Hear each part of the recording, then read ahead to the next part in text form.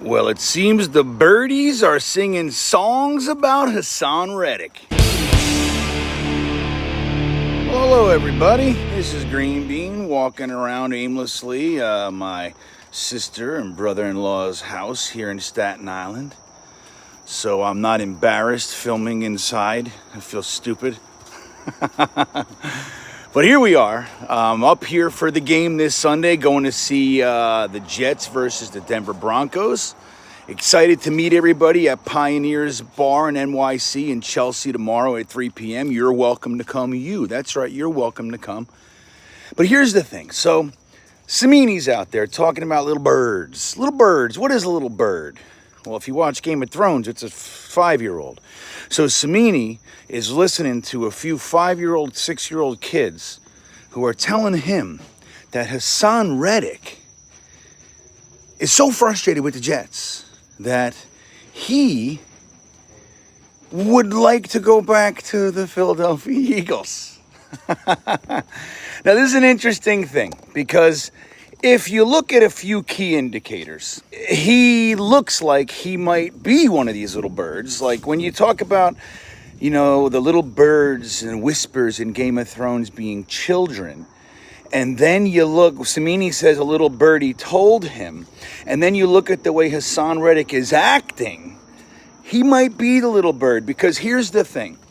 If you're paying attention, Mr. Reddick, or anybody else for that matter, you'll see that when a team trades a top 5 edge rusher, one of the most important positions in football, it's called a premier position, especially on the defense. If you have a dominant edge rusher, it's worth its weight in gold.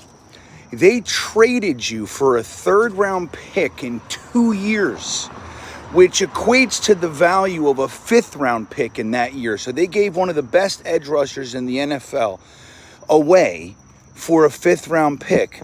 And he's not even all that much money. $14.5 million, considering, is not all that much. So the conclusion you should draw is they didn't want you. They didn't want you. So you go to the Jets and they say, whatever, we don't know the specific, the actual truth, but the words are, that, hey, you'll just show up and we'll talk about contracts. The other, you show up to camp, we'll talk about the extension or whatever, and we'll go from there. All good faith. You got a contract. You said you'd honor it and, come in. He decides not to, even though he said it in front of, on his press conference, I'm going to let my agent do that. I just want to be here with my teammates. So he's there now.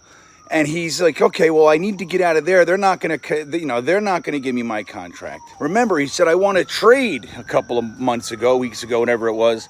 And the Jets said no. He says, okay, well, then I want to go back to Philadelphia. And it's like, no. And it comes down to a point where you think, dude, nobody's playing these childish games. You have a $14.5 million contract. You're losing $800,000 a week. The NFL fines you $4+ million for not showing up to training camp. Like, everything at this point is like a stubborn kid stomping his feet. Well, I want to go back there then. Well, they don't want you. Well, I want to trade. We're not. Nobody's trading you for you. We're not doing that. So at some point, Haason Reddick's going to have to stop looking around at blame and all these other options when he's really got one option, which is show up and do the job that you signed for, the contract that you signed. Now, I am totally fine with the Jets just holding firm. As a matter of fact, I think it's the right thing to do. You let everybody know that we're not the ones to get pushed around and all that jazz. At the same time, if somebody does come with a trade that can benefit the team, the one we're talking about, Devontae Adams or something, I don't think that's real. But if it was, then you say, okay, I don't care what I said about not trading you. I'll do that because it benefits us. So it's an interesting thing. But really, I think Haason Reddick's just not living in reality. And the new rumor is that it's not so much his agent, it's his father. So as the plot thickens, as the world turns, it's getting kind of silly. Like, it's a grown man with a contract, a very lucrative contract. Maybe not what he's worth. There's an argument for that, of course. But finish the year and then do negotiate a new contract next year. Doesn't make any sense But the birds are singing, so we'll see how truthful these little birdies are. I have a sneaking suspicion, again, birdies are children. Somebody's acting like a child, so therefore I know who the birdie is. Maybe I'm wrong. With that all said, I'm excited to be up here. I pick up the wayward Jetsfan from the airport at 10:15 p.m. tonight.